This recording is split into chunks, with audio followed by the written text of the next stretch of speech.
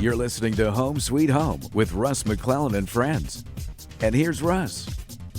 Today I got Dan Beardslee, and we're trying to figure out short-term rentals in Chelan County, among other things. So, Dan, we said it in the beginning of the last segment. They think there's about 200 applicants that have made that decision or made that application to be a short-term rental? Yeah, as of the day this is recorded, of course. But by the time this airs, I don't know what it'll be.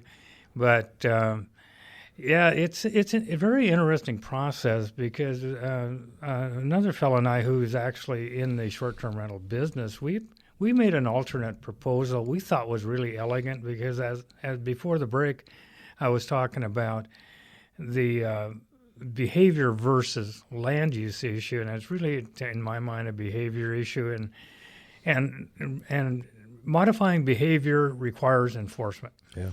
And there's lots of tools that the county has to work with in terms of enforcement. They're already on the books long before they passed the STR ordinance, including noise ordinance and obnoxious behavior, that sort of thing.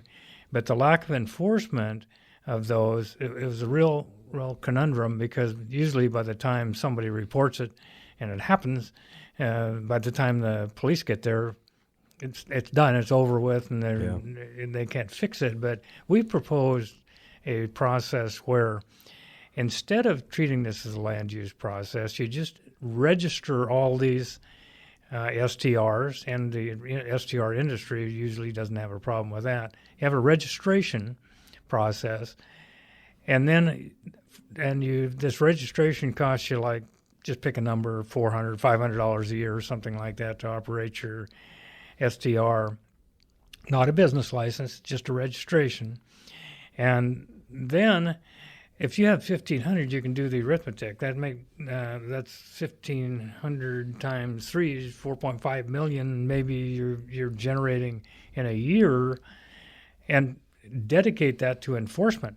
I think that would be you could have dedicated people assigned just to that task where they could respond in 5 minutes. Yeah. Then you could make some real progress on the real issues rather than trying to attack it through a land use process. We didn't get anywhere with that proposal, but we thought it was sort of an elegant idea. Yeah, I mean, you go from zero. It's like a windshield wiper approach, and they had all these debates for a long time, many meetings. One of the things I'm seeing, Dan, is scary is in the real estate game. We have about 70 real estate brokers here at Keller Williams and a whole bunch of people in our free real estate school. I think we're like pushing 40 students now, and we're growing rapidly, and we're selling a lot of real estate, and are also dealing with a lot of real estate brokers that don't have a clue.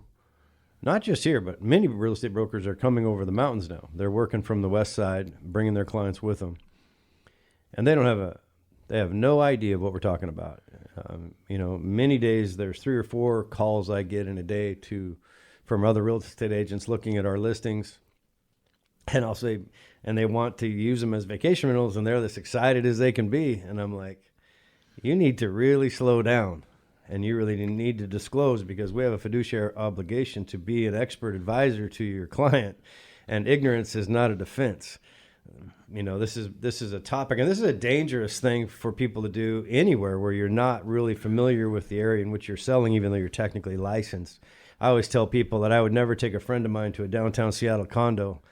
I might take my enemy and represent him because I don't have a clue. Like, I've been in the business 30 years, and I wouldn't have a clue what to do in a downtown Seattle condo. But people will come over on this side of the mountains, and I'm all for it. They're licensed, and I cooperate, but.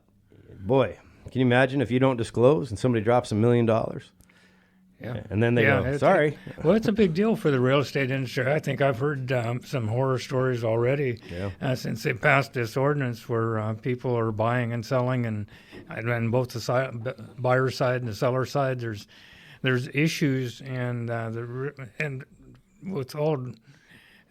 It's not surprising that realtors aren't particularly well informed. Nobody is. It's such arcane stuff, and it's so complicated. Just take a look at that recent article in the Wenatchee World where the building official was describing this problem of converting garages into STRs and Right. how that's illegal, and just try and understand it. Well, And- stopping, and- and again, it's a behavior issue, right? So, are you now saying that if I'm with my significant other and she kicks me out to the couch and I go sleep in my shop because I have a little office out there and a couch, that's illegal now, right? The Gestapo's going to come by and say, "Hey, you can't do that." So it's this jump, like, oh, we better outlaw this because some people might do that, which may or may not even be the right answer, the legal answer. Yeah, I've heard stories about building permits being denied because there's extra space in the house, and the county is concerned that might be converted into an STR. These are just anecdotal, and Right. I don't have firsthand knowledge of them. Just stories I've heard. So, but the bottom line is it's really complicated, and you need to. I would suggest for realtors, get as informed as you can about the whole process, and make you a better realtor. Yeah, make you a better realtor. It's also dangerous, right? The more you know, the more it becomes dangerous. What you need to do for sure is make sure your clients get informed. And what I always tell my agents is stay in your lane. You're not an attorney. Be careful on this one, but make sure your people understand. And you can know the basics. But what we did is we had, when the moratorium was in place, we had our lawyer for our firm draft an addendum that we included on all our transactions just as a disclosure. Like, we don't even know what's going to happen. This is before they pass the ordinance. But it's a big deal. And it kind of leads me into this, as you and I both worked together for a long time, right? What is going on? Like, fundamentally, what is going on in Chelan County? Yeah, you've heard me talk about that. As you said, we've known each other a long time, and you've heard me talk many times about the issue of affordable housing, and in BNCW particularly, that's a focus on from that organization. We always look at it through that lens, and it seems like every time we turn around, there's a new rule and each one of those little rules seems to make sense. For instance, the lead arsenic issue. Well, it's dangerous out there. We got to do something about that.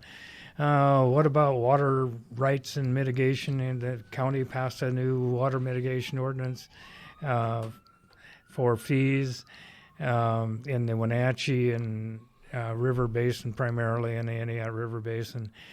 And just one after another, we get more and more strict regulation. But each one little piece seems to make sense. But when you add them all up, it's just a huge attack on affordability. Mm-hmm.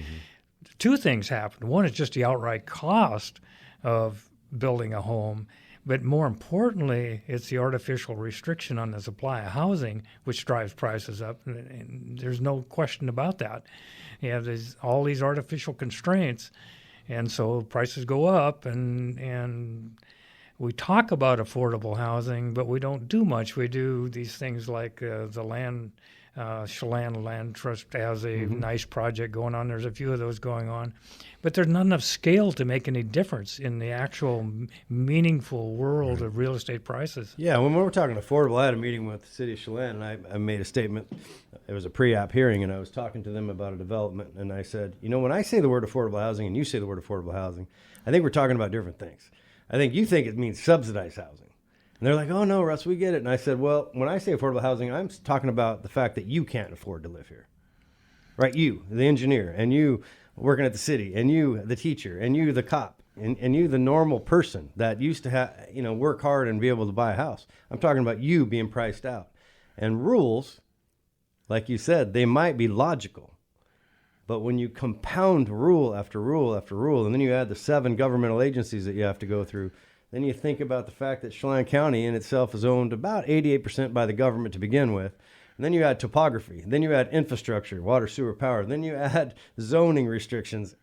All of a sudden, that little piece of pie that is the private sector for development is so expensive to buy, to acquire, and then so expensive to build that the big bad wolf developer isn't a big bad wolf developer because he wants to be or she wants to be.